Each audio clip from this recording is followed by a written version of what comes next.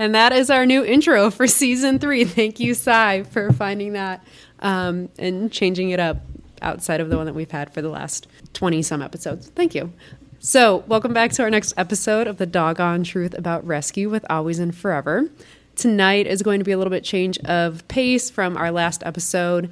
It's going to be more fun, upbeat. We have our first couple in the house that volunteers and works with Always and Furever to kind of talk about the relationship and how that works with dealing with your significant other and a topic that challenges you in more ways than one. So we welcome Meghan and Brian. Meghan has been on the podcast before, and this is Brian's rookie episode. So welcome out. So Meghan, we'll start with you. If you want to just talk about how you found Always and Furever and what your current role is with the organization. Sure. So I found Always and Furever back in, it was 2018. We were in Oklahoma. We lived there. And we'd actually moved to Kansas City, but like everyone else, I found Always and Furever on Facebook, was just scrolling, and fell in love with it. I had no clue that it was this close to us at all. So literally for, I want to say 5 months or so, I was just watching the good morning videos, good night videos, all of that.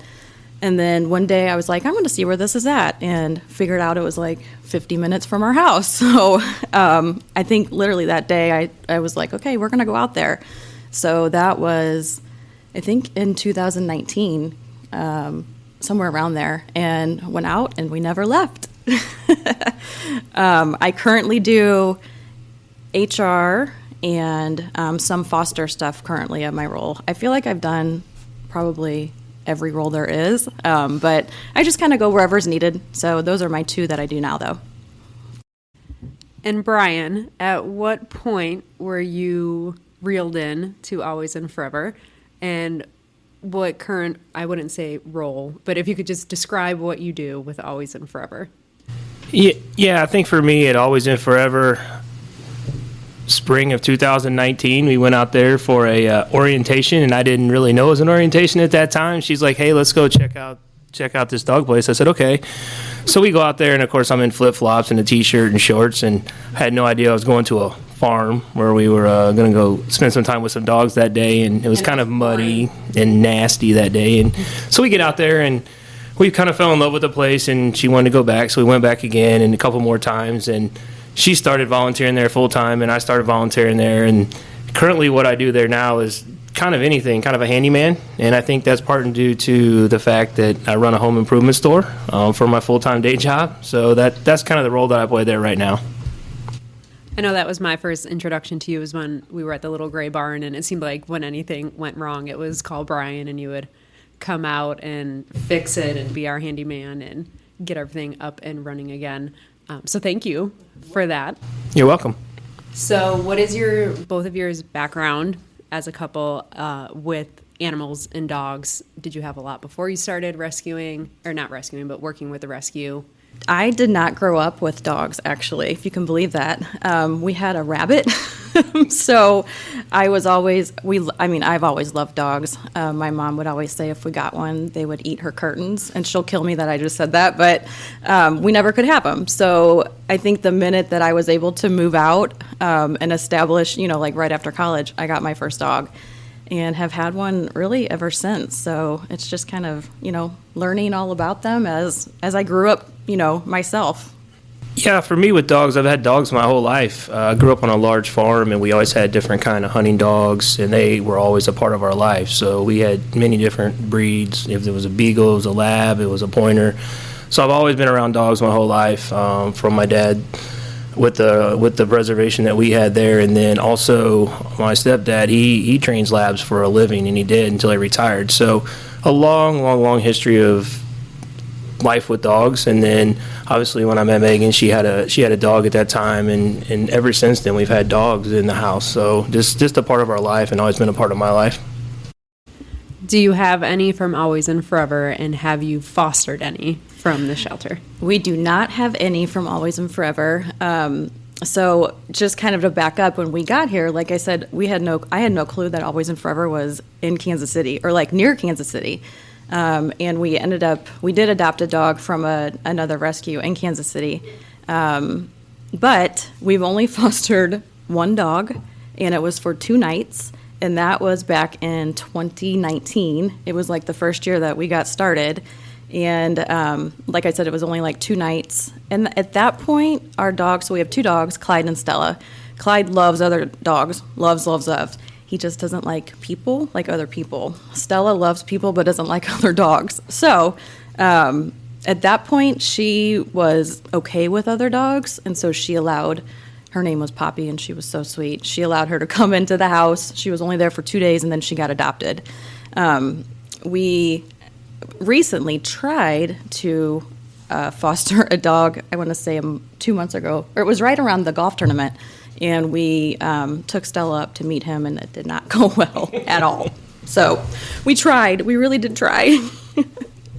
It's better to know than to keep trying and know that it will not work. Yeah. So I find it respectable. We've had other people on here that have multiple within their house. And I think it makes it a little bit easier when you have a dog that is almost dog reactive, so you can't always say yes. It's probably a good thing because we'd probably have like, I don't even know how many in our house because, when you work at a rescue and you see them all come in, it's like, oh my gosh, you just want to take them all home. So, yeah. So backtracking just a little bit, Megan, do you have an additional job outside of Always and Forever? I did. I recently resigned from that position. I did work at Hallmark. So, yeah, now I'm just Always and Forever. So that's exciting.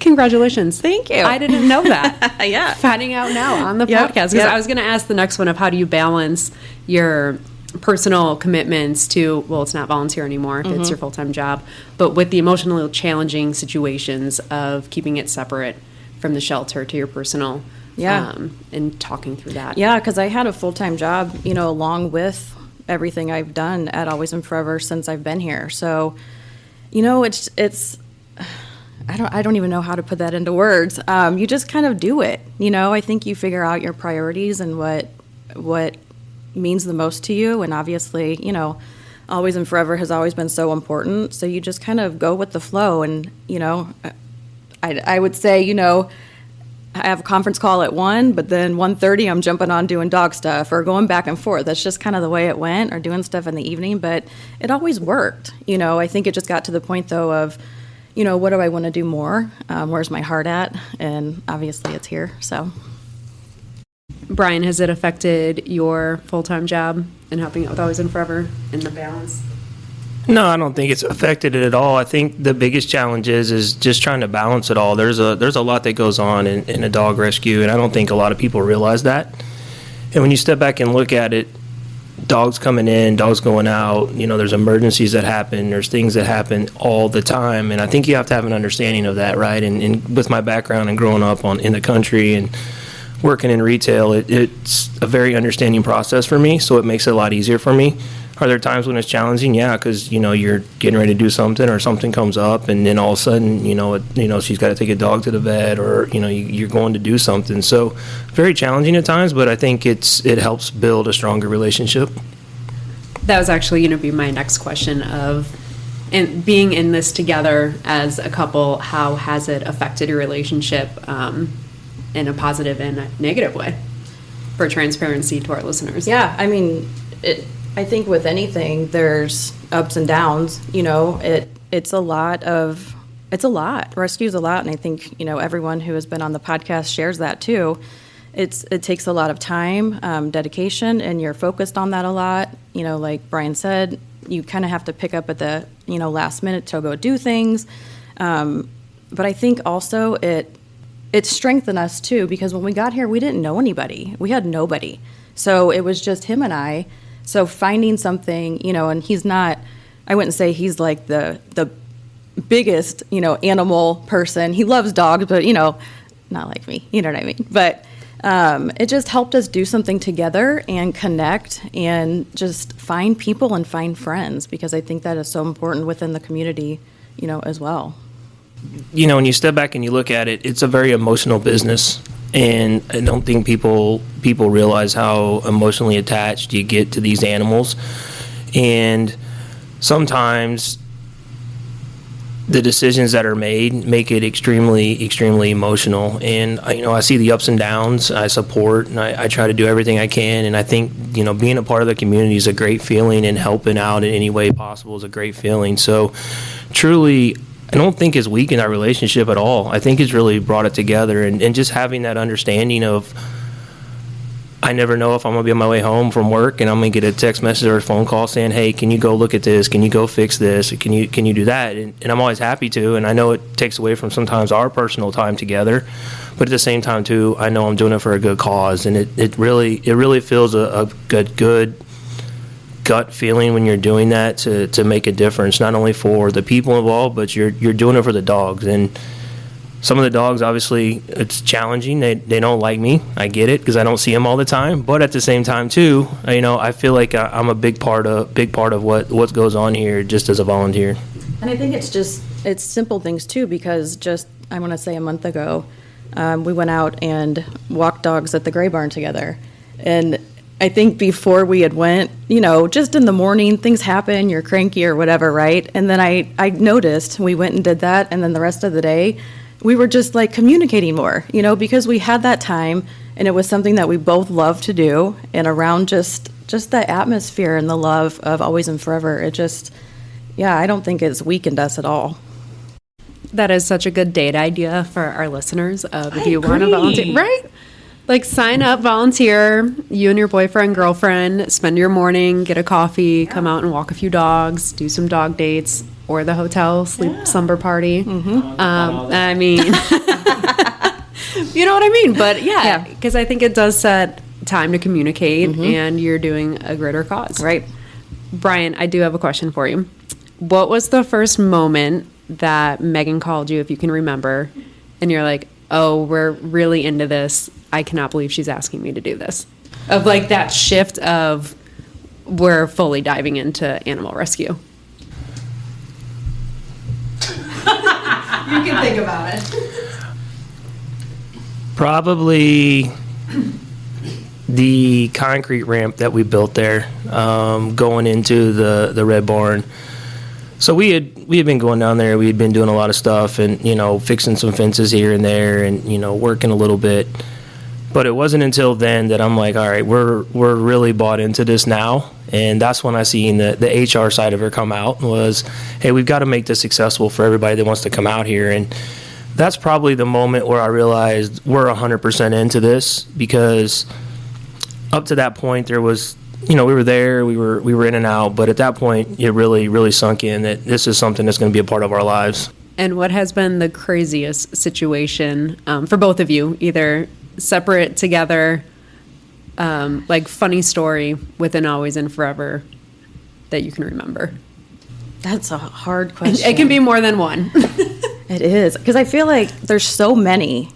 Like I told him yesterday, I went out to the Red Barn and just did some stuff, saw Jen and Beth and everyone too, and I felt like I just smiled and laughed all day. You know what I mean? Like that's just... So it's so hard to pinpoint, I think, like crazy things. I would say probably, Jen Dolsky has these ideas at the drop of a hat. So I think rolling with those sometimes are probably some of the crazy things. But I got to tell you, they always work out somehow. I don't know how, but it's like she says it and we do it. I think I mentioned this on the other podcast too. It was on Easter 2020 and the pandemic. We were trying to figure out how to get, people still involved and volunteer and all of that stuff. And I had just taken over the foster coordinator position. So I didn't know much at all. I think probably 2 weeks before I took it. And Easter, all of a sudden, we see this post in the volunteer group. And Jen said, we are rolling out this dog date, whatever we're doing. It's for dog dates and you have to fill in a foster application. And it was this whole program. And I had no idea. I had no clue. I was like, what are we doing again? So it was just rolling with it, though. But it's been one of the best things ever that we've ever done. But I think, it's those things, rolling with the punches and knowing that Jen's ideas are usually, huge, but they work. And it's understanding. And I think a big thing, too, is just being able to navigate through ambiguity. It's uncertain.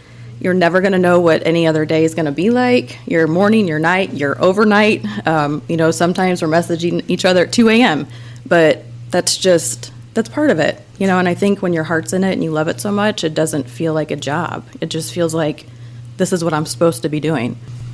Megan's spot on. You never know what Jen's gonna dream about or think about or come up with, and how those dreams and ideas and thoughts come to fruition is pretty amazing. But I think probably the craziest moment was when we took over the pound the first time, and we went down there to do some painting. And Jen's painting was superb, the way that she paints. So, when you think about crazy wild stories that happen, there's a whole lot of them that go on. But the painting thing was pretty unique and pretty interesting. And then getting voluntold to be an auctioneer, that I had no idea that I had the skills or abilities to do anything like that. You did an amazing job that night at the gala. Well, thank you. But that was another crazy moment that I didn't think would happen. And you just step back and you think about all the stuff that's happened in the last 5 years now. There's a lot of moments, good moments that really take place, but sometimes you just never know what's going to happen, and it's what makes it really interesting and neat to be a part of. On the flip side, what has been the most difficult that each of you have experienced so far?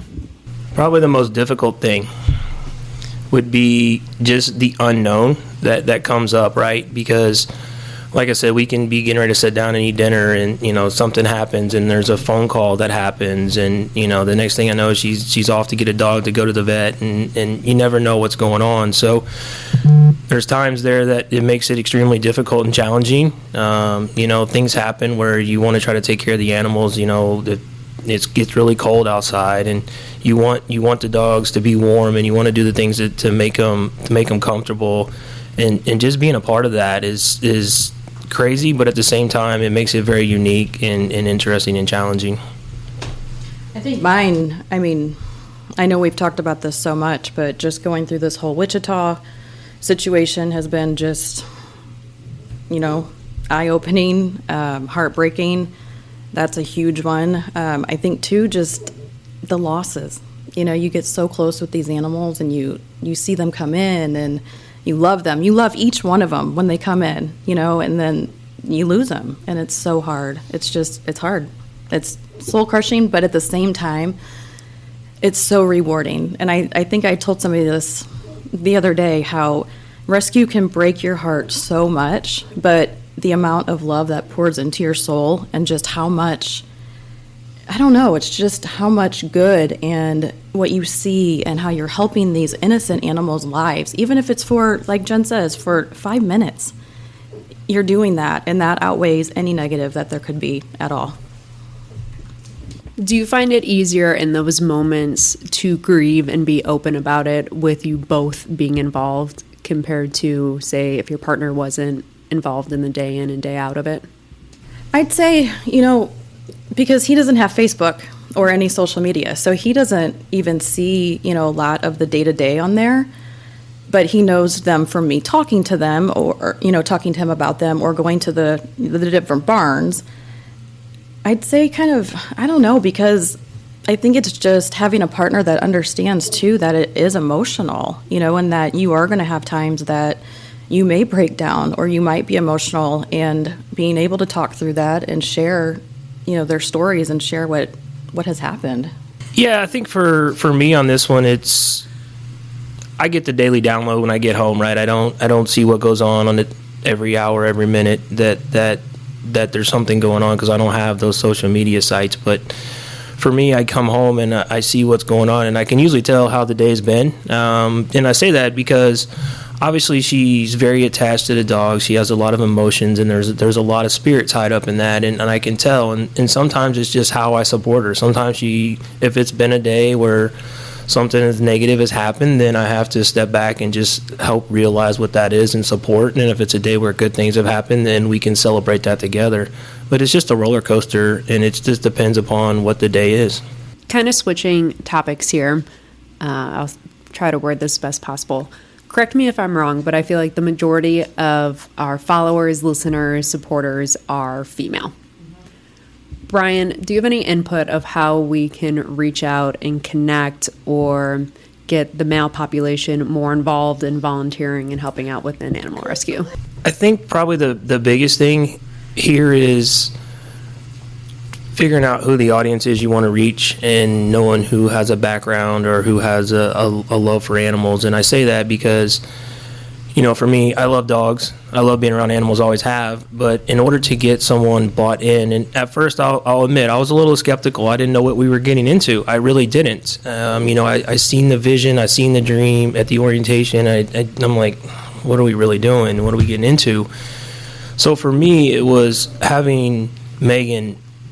She always kept me involved and kept me aware of what was going on and fed me more information. And I think the biggest challenge there is sometimes it may not be the most glorious things that we do as part of the organization. And like pouring concrete's not the funnest thing in the world. Building the shed's not the funnest thing in the world. Putting lights up is not always the funnest thing in the world, but understanding that it's got to be a part of what we do, and we've got to try to connect with those people that can help do those things, because I think that's what makes us a good partnership. And it is, I understand her role and what she does, and hopefully she understands what I do and the support that I bring to it, and it's a true partnership. For you, whenever you're at work even, he talks about Always and Forever. So if there's a dog in the store, you will walk up to people and say, hey, tell me about your dog, and then you share Always and Forever. So I think it's getting that word out there. It doesn't have to be social media. It doesn't have to be the big things that we do. Obviously those help, but just word of mouth and being open and talking to those people. And just like with the golf tournament, you got your friends involved, so it's bringing people, letting them see the vision, letting them just really see it all. I think you're right of almost even highlighting the additional stuff needed around the shelter that involve a specific skill set of like pouring concrete, building shelves, like landscaping even, of these other jobs that, I don't want to stereotype here, but males would probably be more interested in than potentially just going and walking dogs. That is still a need within the shelter, or painting. So Jen doesn't have to do her subpar painting jobs anymore. But there is going to be a lot coming up at Osawatomie Pound that we are going to need help with, correct? Are you involved in any of those projects and the rebuild? So no, I'm not 100% involved in any of those, or too much involved in any of them. I've been doing a little bit of work out there. I've went out and put up some cameras, some basic stuff like that, some lights, just stuff for security until they can get the project up and going. But at this point, no, I'm not 100% involved in any of that stuff. Yeah, just with the fundraisers and different project groups and that type of stuff. So yeah, and I think it's whenever Jen said, hey, can Brian do this, or can Brian come out, that's when I loop him in. But he never cares. That's the thing, is that he's always like, yeah, let me just see when I'm off. So he's always in for the fun as well. What do both of you see as the future and vision of Always and Forever, and how you can each help out to make that vision come true? I see it growing, huge. I just, from where we came from when I first started to where we are now is unreal. So just thinking about the future and just the plans and Jen's dreams and how big they are, seeing things on paper, I don't think there's going to be a stop. I think it's just going to keep growing. And, when Jen says we will be the face of rescues, I truly believe it. I do.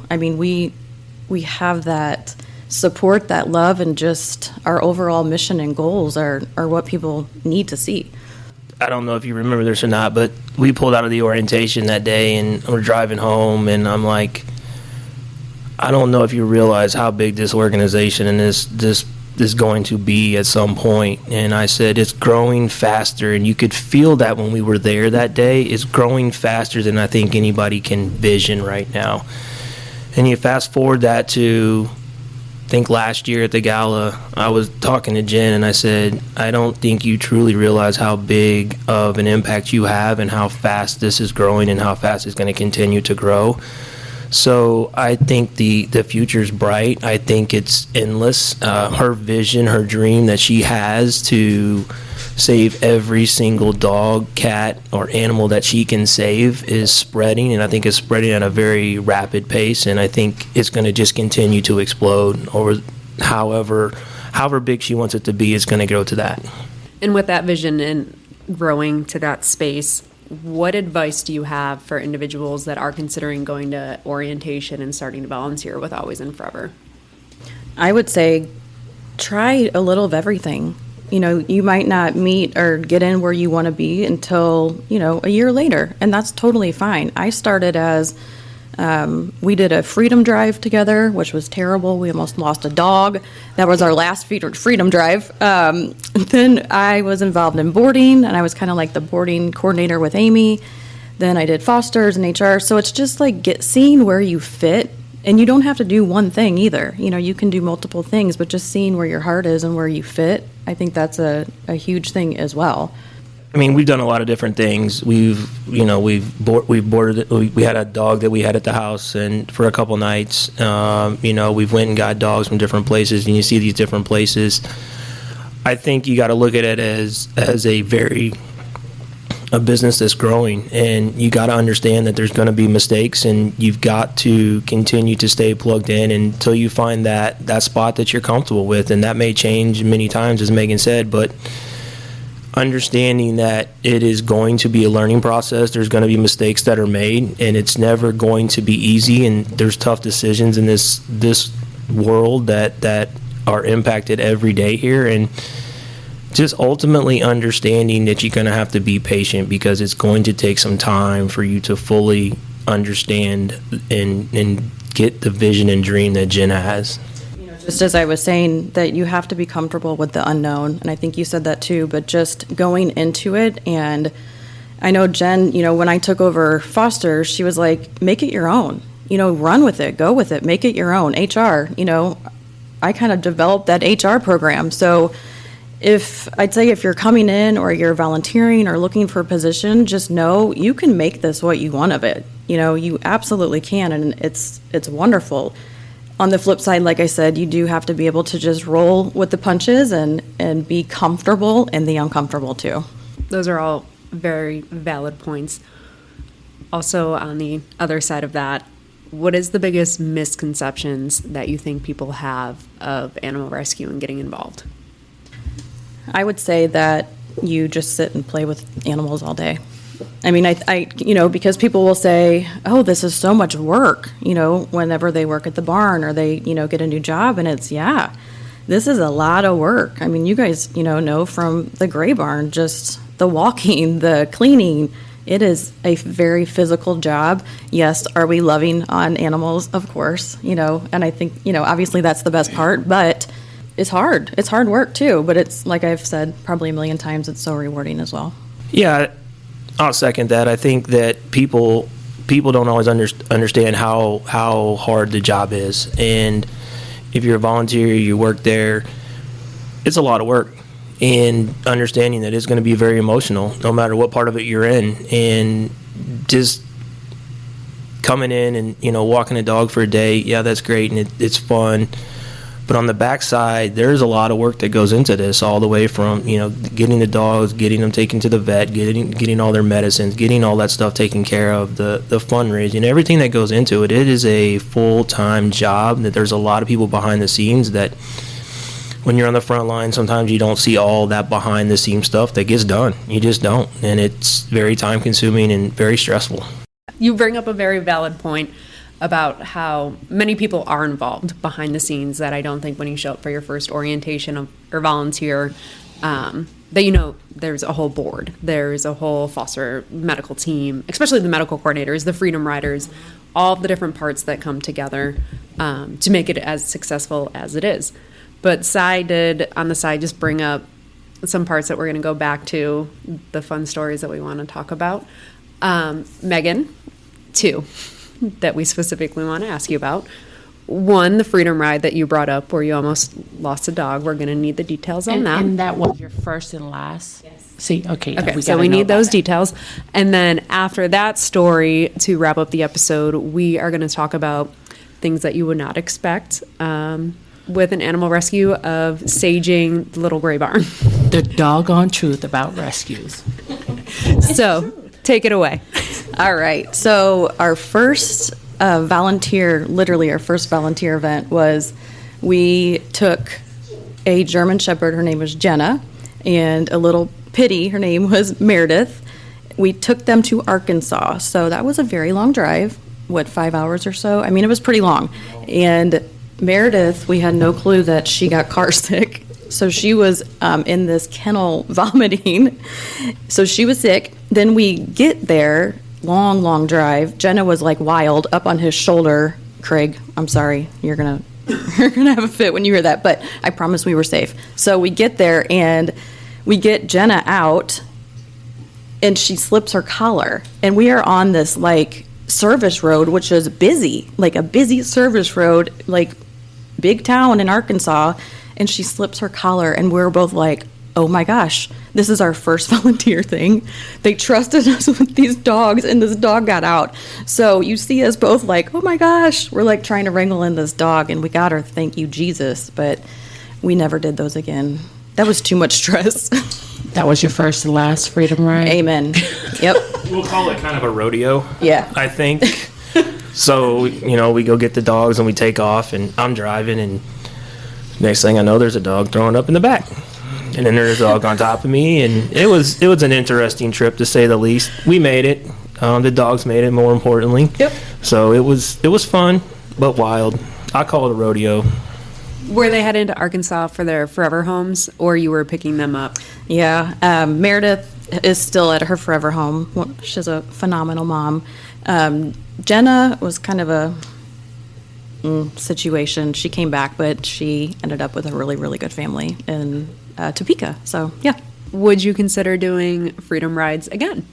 Sounds like a few years ago. Well, you know what? I say that was my first and last. I actually had a trip with a coworker. We went to St. Louis, and we had a van.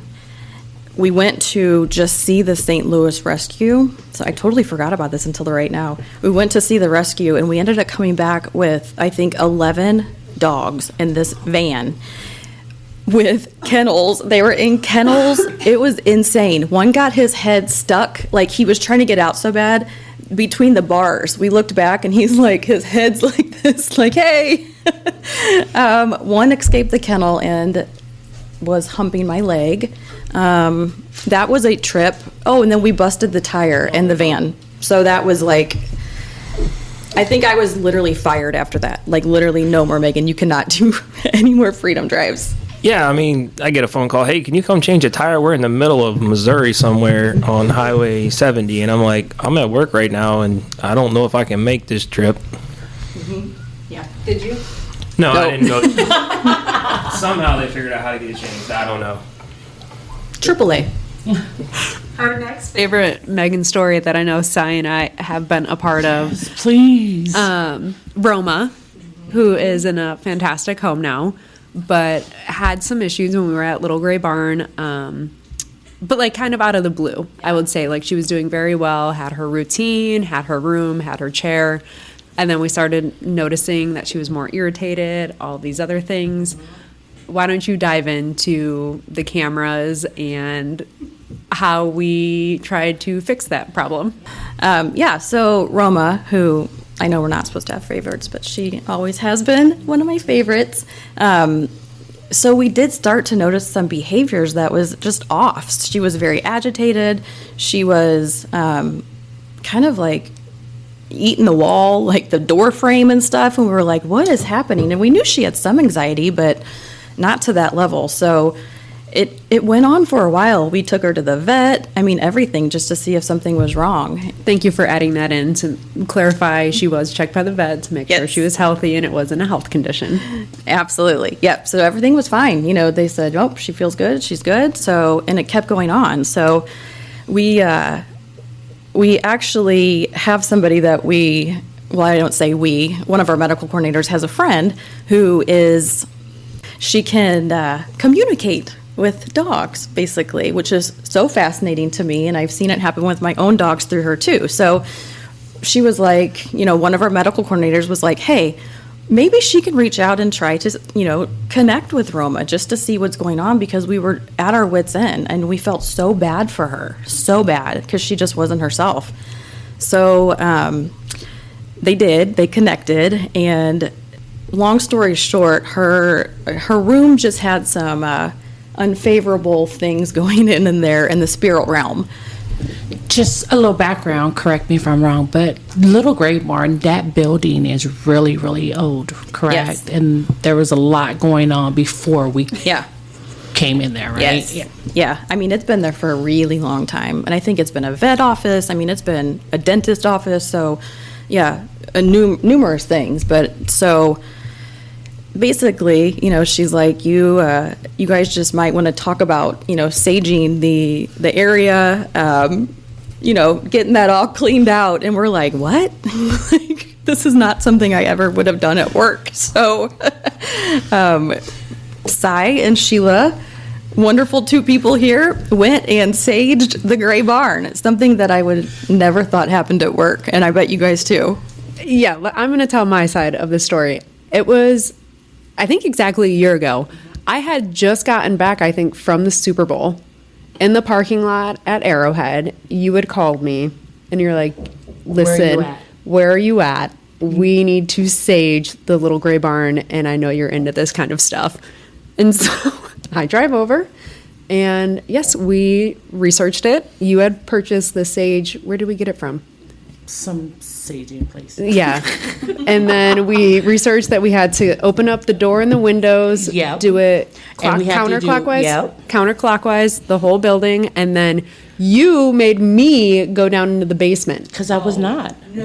Yes. Megan, I don't know if you knew that. I ended up going down to the basement and saging it down there as well. Let me tell you guys something. When I feel energy, I feel it, and that the basement was not it for me. So Sheila, you're going to do it for me. Thank you so much for doing it. Brian, have you been down in the basement? Yeah, I've been in the basement there. It's not the most pleasant place, I should say. It's scary down there. It is scary, and it's an old building. It's really small down there. There's tight spaces, and it looks, quite frankly, like a dungeon down there. It does. Well, it's been saged. So, and then after that, did we see an improvement in Roma? Yes, so much. So much. The individual who had that connection with her, she would have us check in on the cameras just to see how she's doing, and she would just sleep. And we're like, oh my gosh, this is so wild, because from where she was at for a good month or so, very anxious, chewing at her door, all that, to we have magic workers over here who got it all cleaned up. Well, those are the stories that I was thinking of early in the episode when I asked of like the craziest thing of, hey, Brian, we need you to come do this. That was our craziest of request of going and saging the Little Gray Barn. Yeah, 'cause but Roma was everybody's favorite, so anything for Roma. But it helped. Yeah. So I'm sure there will be more adventures like that. Brian, if you get that call, just give us a call and we'll tell you all of the details on how to sage the Ghostbusters. So as we end, and speaking of Little Gray Barn, is there any dogs at Little Gray Barn that you guys would like to be the cover of our podcast? Yeah, I think we could definitely Tux. I think Tux he's a very sweet dog. He's a big dog, and I think a lot of people are probably afraid of him. He's just really, really, really big. And I think where probably I realize how sweet and genuine he truly is we talked about it a little earlier. We went out and did a walk one morning. I think, was a staff when it got slick or icy, and we went to help out. And, just getting him out and walking with him and spending time with him and seeing how gentle he really was. And you don't always get to see that side of the dogs. And for me, I know there's not a whole lot of male staff that work there at that location, but I think that probably brings a different perspective to it, and I don't know, maybe Megan can come down that a little bit more, but I think the big challenge is just how sweet and genuine they truly, truly are, even though they're big dogs, but they have a big heart too. Yeah, I'd say Tux. I call him Big Beefy. I just love him. Can you give us a little background of Tux, where he came from? Okay, so I think I would agree, Tux. I love that guy. He's so big, but he's so goofy. He's just like a doo-doo-doo, Big Beefy. He's like a gentle giant. Oh my God, I love him. I just love him. Those eyes too with him. He just looks at your soul, I feel like. But Tux has been with us since 2021. He came to us from Wichita. He was on the youth list. He came from Wichita. Like I said, he was dropped off because he was destroying a fence. And then I think a young boy was trying to take care of him, and then animal control took him. So he was on the youth list. So we got him. He did have a couple fosters. It didn't work out, which is totally okay. But he's been with us since 2021. So that's a really long time. I mean, almost 3 years now. So Brian and Meghan, thank you to both for coming out today. And as always, it's never too late for a happily ever after.